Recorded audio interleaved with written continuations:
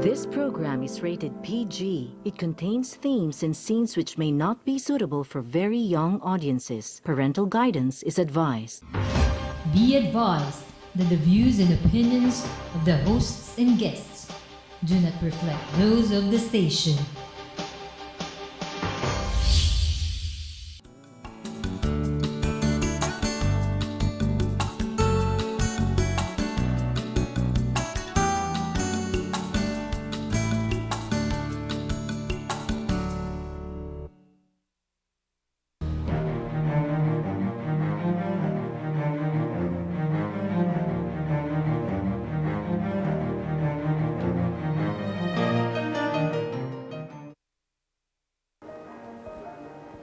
Good evening. Welcome to Icons and Circles.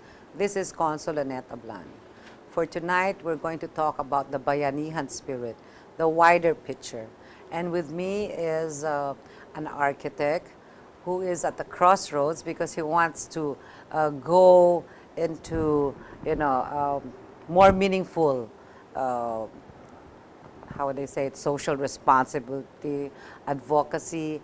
And with me tonight, to share his advocacy is architect LESACA, and he's going to tell us how everything fell into place by bringing groups together, bringing causes together. Architect, thank you for guesting tonight. Hi. Yes, it's interesting that a common friend of ours, asked me to talk to you about your advocacy, and that is, helping the children with terminal cancer. Yes. I did meet the children, the poor children that have cancer, and if you're an adult, say, and you are told you have cancer, it can be devastating. But if you're a poor Filipino child, it's a death sentence. There is practically no hope. And according to the doctors, it's on the rise. Child cancer in the Philippines is about 300 cases a year. And 80% is curable, but 60% do not bother because they cannot afford. afford The treatments and the... a lot of the cases, they have a hard time coming from the province to Metro. All the money just goes to the transportation. They will not eat just to get here. And then once they're here, it's not just the one time. There is treatment, and then there's a rest period, and then there's treatment. A series of treatments, Right. yes. And so, if they have no one here to stay with, Yes. kamag-anak, it's expensive to stay in an inn or a halfway, and yet if they go back to the province, That's another additional they will not come cost, back yeah. anymore. It's already impractical. And so, to address this, I was very touched that these doctors actually put up a free halfway house called Bahay Aruga. And if you are deserving, you're a child and you have no means, you may stay there for free.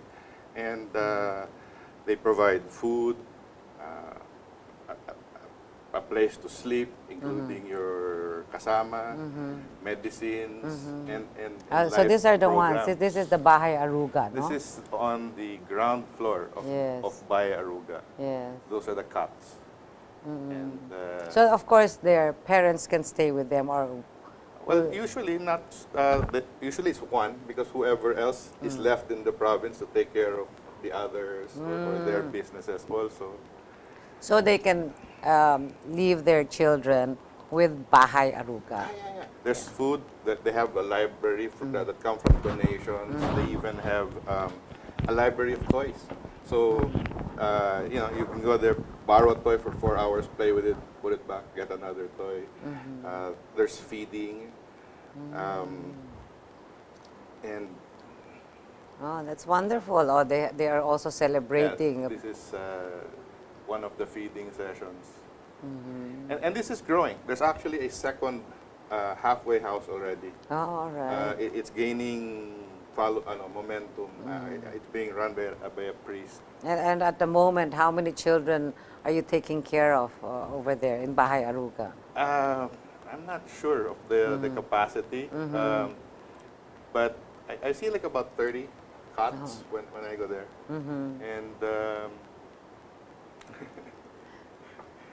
All right, at least, you know, they're still, you know, like smiling, and they could, they don't look desperate, they don't look... precisely because yeah. of the programs that are being provided. Right. Because otherwise, I mean, children are still children. They have to play. You know? And if it were not for these, because you can assist by donating, well, funds, Yes, resources, yeah. or blood, or Or- medicine, or your time. You know, Yes. you can read stories. Yes, You can teach them how to draw, dance, sing. Yeah, some And activity.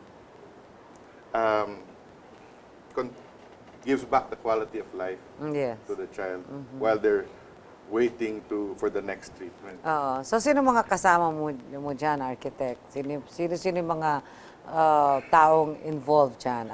Well, primarily, this is was started by Dr. Mia LESACA Medina. She's a cousin. And that's how I first learned about this through her, because she was asking for help to make their brochures to give out as information. Yes. So, this is a non-stock NGO. I know it's just something they're doing out of the goodness On their of their own. hearts, Yeah, you know. yeah. In fact, a lot of these doctors, it's all pro bono. The medicines come from the Department of Health, free. The doctors give their time. The halfway house is put up. Any funds that are given is, depending on need. It can be transport allowance. It can be, you know. And then you have the volunteers, the caregivers over there, Some the are nurses. students, some are and nurses, students, some are yes. doctors. So the problem is, it doesn't seem like it's going to last. It seems like the budget keeps on getting cut, I'm hearing. And we're hearing that it's going to be, the plug is going to be pulled out one of these days. And so And how the long has this continuity- Bahay Aruga? I think about 2 years so far. 2 years. It's just started. So, yeah, maybe we can appeal to people, to companies, you know, to help support the Bahay Aruga for these children with terminal cancer. Right. And then I met this other group. Okay. This is naman, we went to Bulacan with Marlene, and I met this person by the name of Riza, who's a PUNI advocate. Okay. And PUNI. Okay, PUNI is... I didn't know what it was Okay. also at the time. PUNI apparently is the name of a lost dying Filipino art form. And it's the equivalent of the Japanese origami, except we use leaves, palm fronds, buli, coconut palms, Oh. instead of paper. Oh, look at it. That's beautiful, And, what we have on the screen right now, no? You can make birds, Fish, animals, ayan, oo. fishes, insects. Yeah. You can make flowers, hats, containers. It used to be very, how do you say, Popular functional. now. Oh, yeah. You know, because you would keep the rice in the container. And even though the function may no longer be needed because we have plastic Yes, containers, she's wanting to continue to prevent it from dying, the art form, Yes, yes. if possible. And she was sharing with me, her name is Riza Santiago, Okay. and she was sharing with me that the way to do this is to teach a child Yeah. who will somehow teach it to her child Yes. and perhaps to her grandchild, you know, hand it down the generations. And when I heard that, I remembered the first group. And I Yeah. said, hey, I have a group of kids. Yun nga lang, they have cancer. Would you like to help? And her eyes lit up, and she said, "That's my dream." I go, "What?" "To teach cancer children." I go, "Really? This can't be a coincidence." And so, in fact, she'll do it for free. And so, because of that, we are putting together this initial, we're calling it a PUNI art party, All right. where in PGH, where she will come with her friends, and they will teach PUNI to the kids. All right. To me, that's important because unlike the toy library earlier, it's so easy to go and buy a toy, which is US commercial, whereas PUNI is a Filipino toy that is not bought, but rather it is unlimited in its form, and it only takes your imagination to be able to make any form that you want to make. And so after she teaches them in the morning, we'll have a little break and you know, the usual, like a party. Then we will have a contest in the afternoon where under the theme of Filipinos helping other Filipinos, or the true Bayanihan spirit, we will make them into groups, and they are supposed to come up with their own interpretation of that.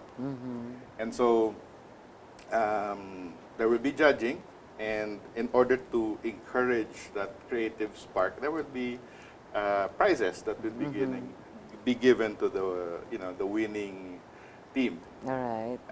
Of course, it is going to be art materials, so as to further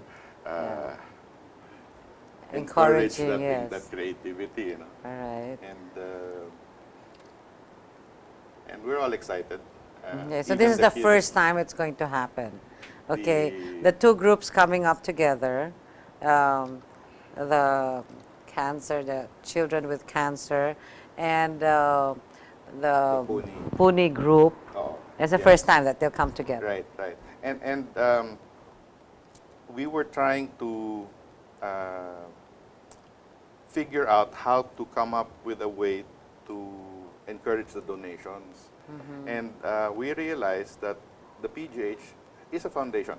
Yes. And therefore, we can encourage them, at least for now, no, the corporations and the single proprietorships. If you donate to these cancer children, all right, they will give you back 100% tax credit. And so... Okay, hold that thought. We'll just take a short break. Okay. I will come back and you talk more about it. Tax break for donations given to charity. Yeah. Can I hold?